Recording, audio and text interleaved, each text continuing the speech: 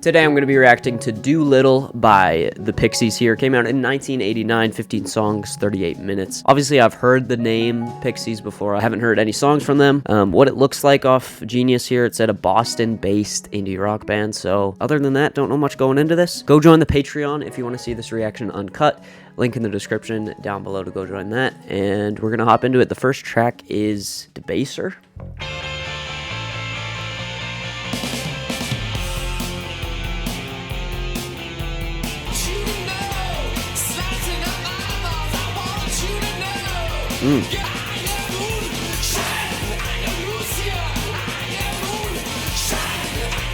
It's a lot more punky than I thought it was going to be. For some reason, I thought it was going to be a little bit more jangly and poppy. Shine.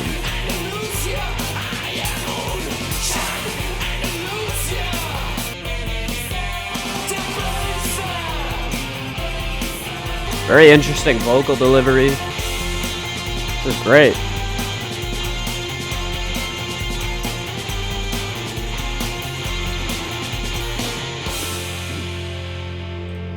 What a great, like, explosive start to this record. I'm really intrigued by this vocalist so far. For some reason, I thought Pixies had, I mean, there was some female vocalists in there. Kim Deal, I guess it was.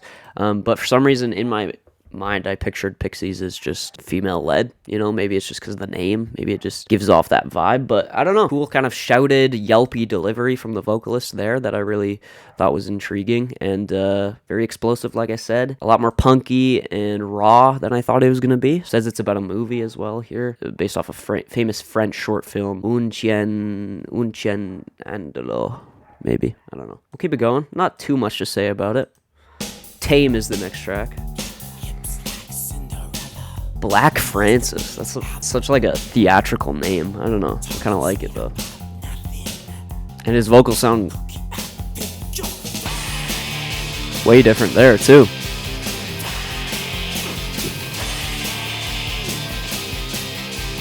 Wow. Wow. This is abrasive. Ooh. This is like The Cure if they actually made interesting music. Based off the one Cure album that I've heard.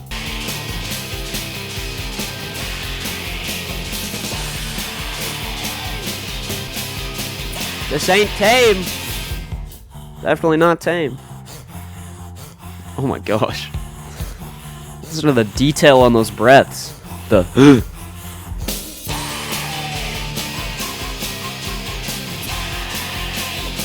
This is like super primal and animalistic. Dang, Tame, that was crazy. Like I said, animalistic, primal. It just felt lyrically, there's not much here. I mean, it just, I guess in the beginning there is, but it kind of just devolves into this, just very like almost Michael Gira-esque with those breaths there. Yeah, I love that. That was fantastic. So abrasive, just ear-piercing, but in the best way possible. And I'm just loving the vocal presence so far. It's such a unique presence, and he sounds pretty different across these two tracks so far.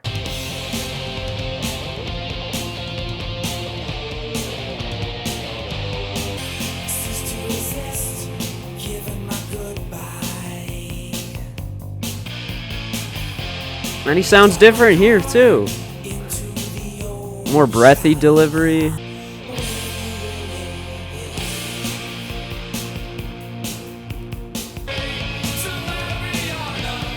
Mariana's Trench.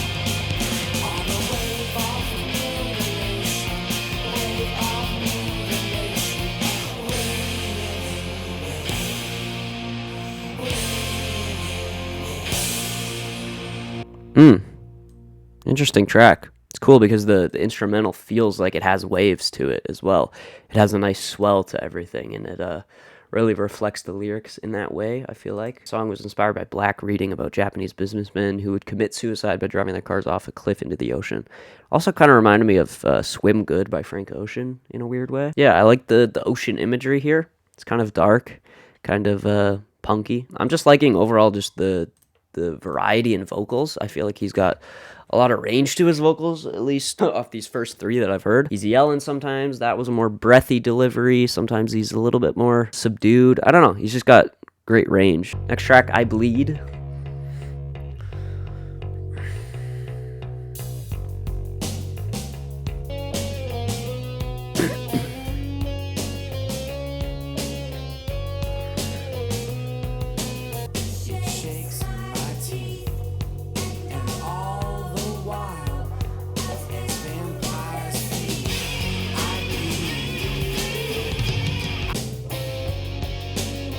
Mm. Mm.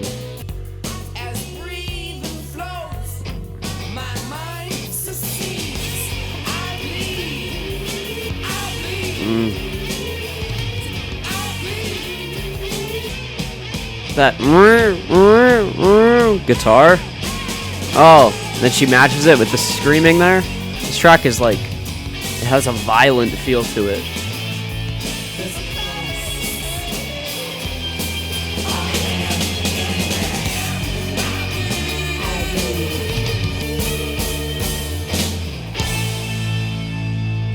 Wow, unexpected ending there. That track was great. Like I said, it had a really like violent feel to it with the like guitar in the back. That just felt like being kind of like hit over and over again. It just kind of gave this woozy, but like, yeah, again, just like being in a fight almost. And maybe I'm just getting that from the I Bleed chorus as well. I don't know. Again, I'm just loving the sound of everything right now. Loving the vocals. I love the combination of the female and male vocals there of Kim Deal and Black Francis. I think I don't know, they just bounce off each other in a really interesting way. They were both like singing the same lyrics, but it was slightly delayed, so it didn't like mesh together in like a predictable way. There was enough space between them where you could hear each individual like kind of clearly and get a sense of their personality. I'm loving this so far. This is really cool. I think it's very creative so far, a very unique sound. Yeah, we'll keep going. Here Comes Your Man. Oh, yes. Come on. Ooh! That summery little guitar on top there. You can hear Mac DeMarco taking influence from this, definitely.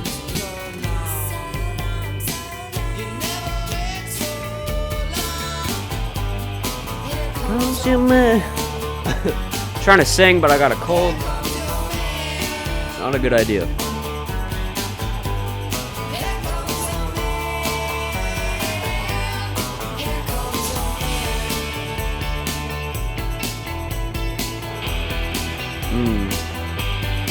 Those big chords. This is what I imagine like the Beach Boys sound like, you know? I've never listened to the Beach Boys, but it gives me that vibe for some reason.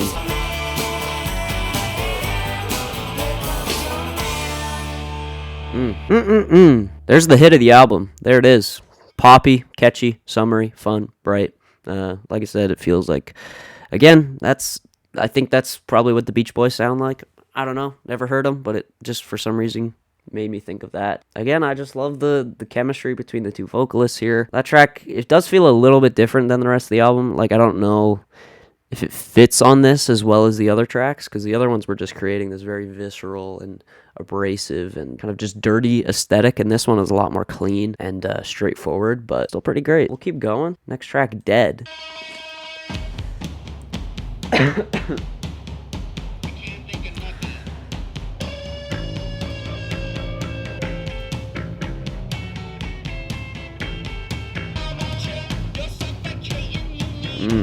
Cool vocal mix here. Woo! Ooh, cool groove here. This track just again feels very animalistic, just feeling like an animal. I get it. My blood is working, but my heart is dead.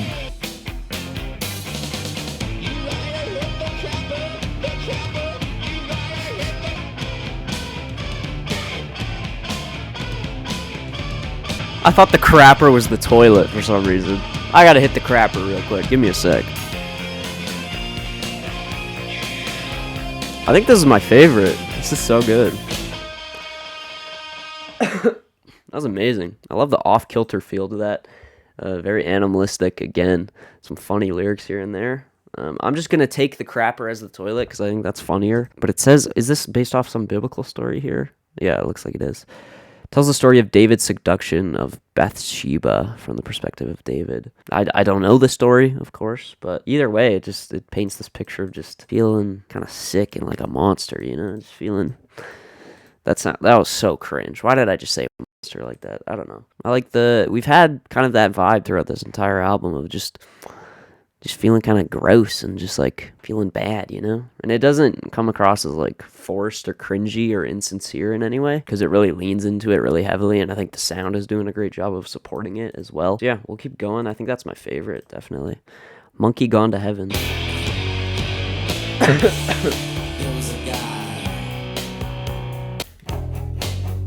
Oh, yes.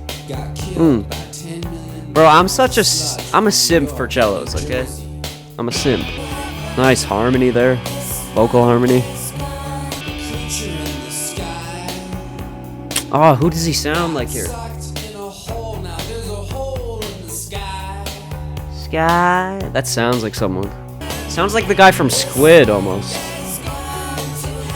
Weird.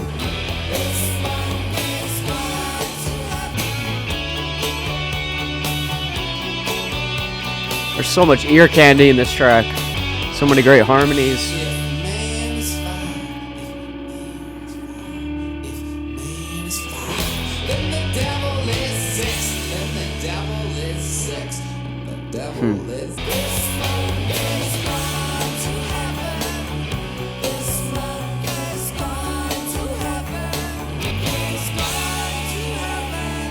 Those harmonies. Oh, I love that track. Love that track. Again, so much ear candy in there. The harmonies. Just everything was so great musically. Lyrically, I'm getting the sense that this, like, obviously there's lots of references to like religious and biblical stuff, but I get the sense that Black Francis doesn't really know too much about it. Because it says here in this Genius annotation, he doesn't even really know what the 5, the 6, and the 7, what that means in relation to man, devil, and God. So I don't know. It kind of rubs me the wrong way that he just kind of throws it in there, maybe just because it sounds cool in a way, but he doesn't really fully know why he's putting it in there, maybe.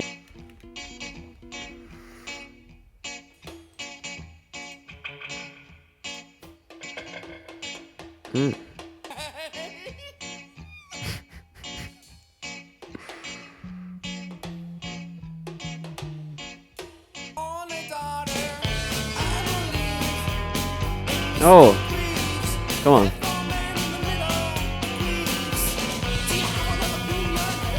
Oh, the speed.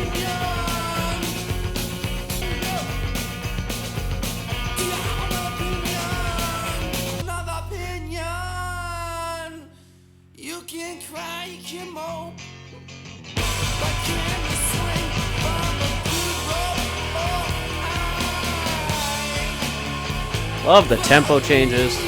Love that one. Love the groove of that track. Love the tempo changes. Love the kind of suspense and tension building intro there. Really interesting to hear kind of his vocals in a more skeletal mix. And yeah, really cool. I feel like everything's really unique here and really creative. Like it obviously falls into that indie rock kind of label, but it doesn't feel basic in any way.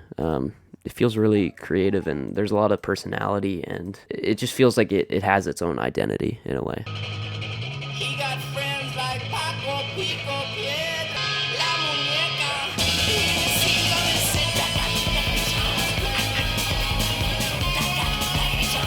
I'm moving out of this hospital, hey. I'm afraid to cut me, boy. This is frantic. Feels like we're kind of running from something.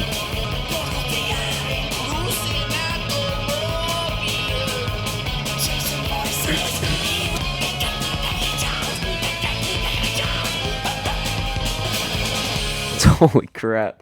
Okay, so apparently this track is about a roommate that he lived with, a weirdo, psycho roommate that he lived with for 6 months while studying in Puerto Rico, is what Genius says. Crackity Jones, it just feels like the insanity of this guy is just rubbing off on Black Francis here in...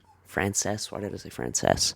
Black Francis, really potently. And that insanity and that just like uneasy feeling is just, it bleeds through the track in a really great way. Yeah, his vocal performance is so good. He sounds like he's losing it as well, just as a result of being in the presence of this guy for so long. And like I said, it felt like running away from something, maybe running away from this guy, literally. Yeah, I don't know. That's cool. That's a really cool track.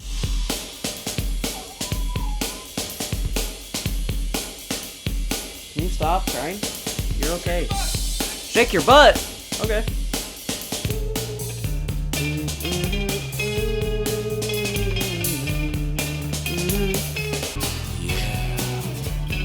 Oh no. Do we have like a cat calling track here? I'm scared.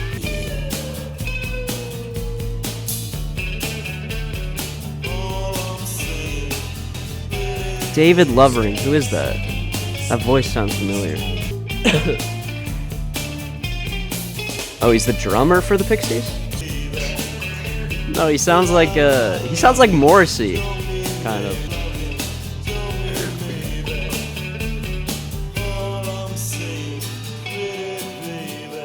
I don't know, kind of almost a creepy vibe to that track.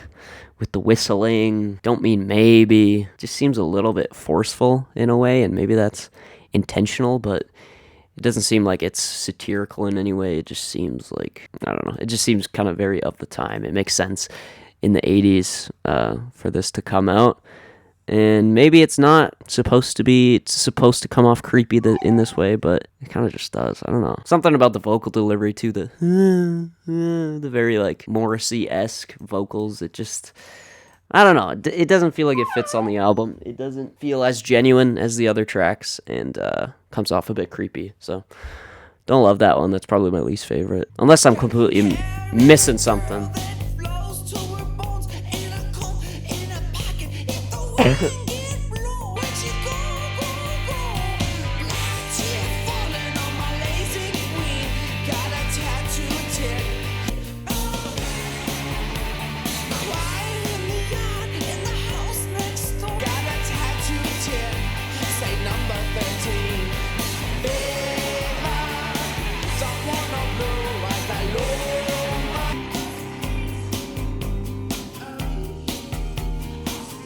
Crazy vocal performance. This is the longest track on the album, right?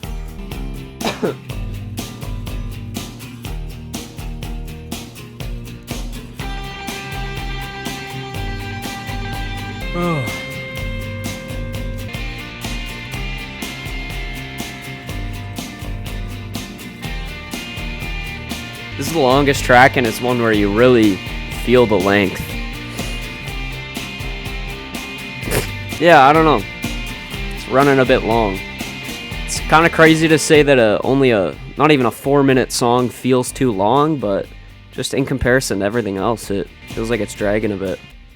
That's something I haven't really even noticed by now, until now, is just how short every track on this album has been, which is really interesting.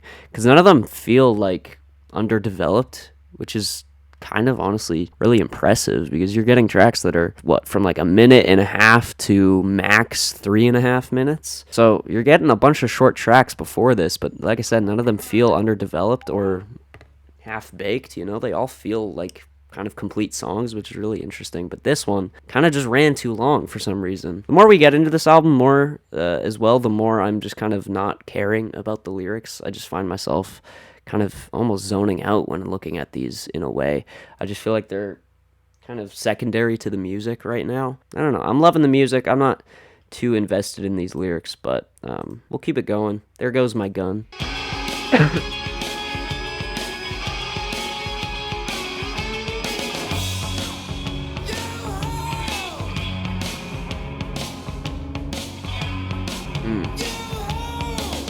Cool guitars there.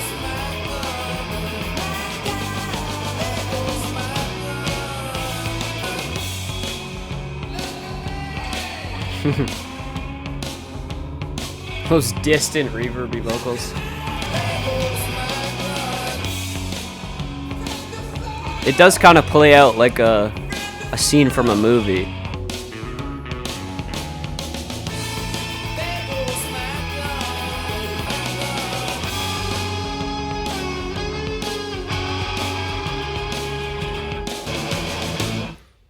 Yeah, like I said, paints a picture of a scene here.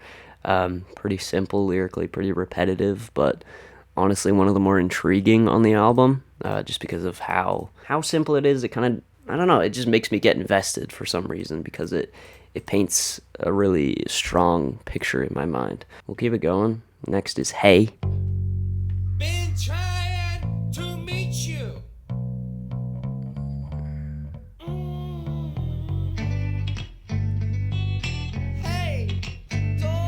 There's some hoes in this house.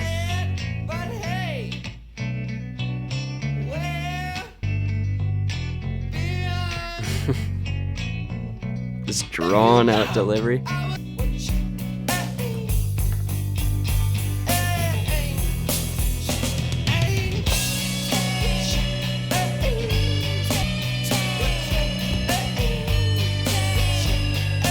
You sniffing the mic?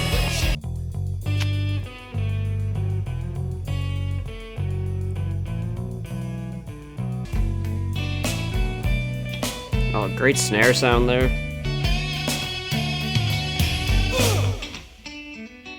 Love how that guitar is being played. Very like sharp and staccato.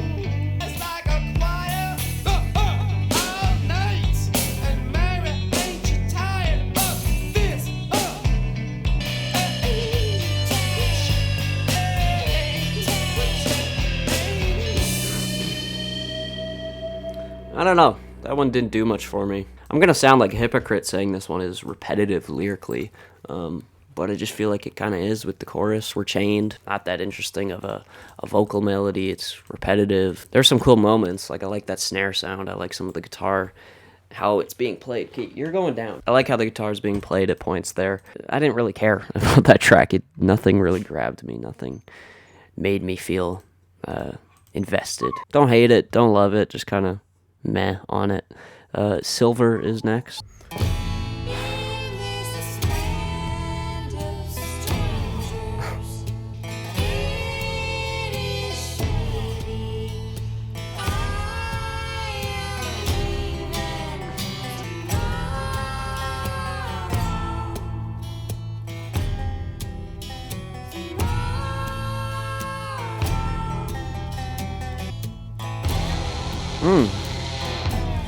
Sonically, this one's amazing.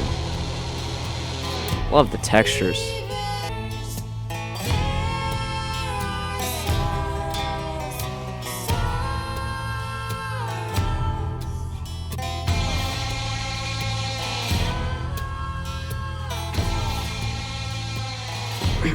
Cool combination of like folky instrumentation and that very harsh and abrasive rock instrumentation as well.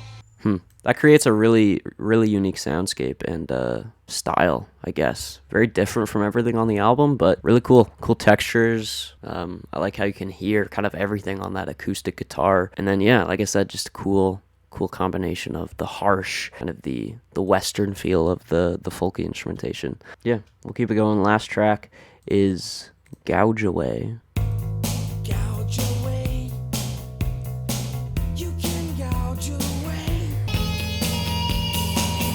Missing aggravation, some sacred questions. You struck my life.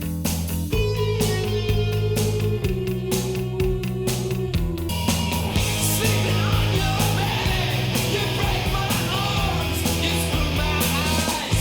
Been robbing a bank. Straight to the pillars, a 3-day party. I break the wall.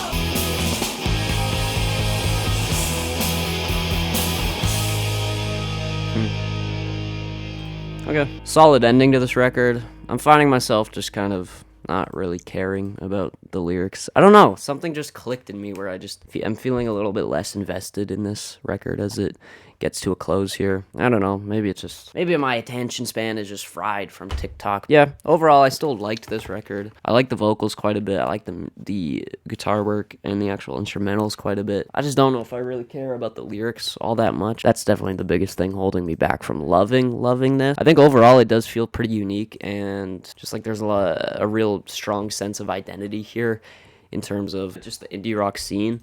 It doesn't feel basic or derivative in any way. And I definitely do hear a lot of bands today taking influence from this. I feel like Squid, the vocalist from Squid, sounds quite a lot like the vocalist here. I feel like the new Geese record, 3D Country, which is probably my album of the year. I love that album. I feel like they take influence from this as well because I was getting shades of that album listening to this. So it does feel like it's influential as well. There is kind of just a lack of like a personal connection to this, which is kind of disappointing. Those are my thoughts. Overall, pretty solid. Let me know your thoughts down below. Let me know if I missed anything. I obviously did. And leave a like, subscribe, go join the Patreon if you want to see this reaction uncut. And I'll see you guys in the next video. Peace out.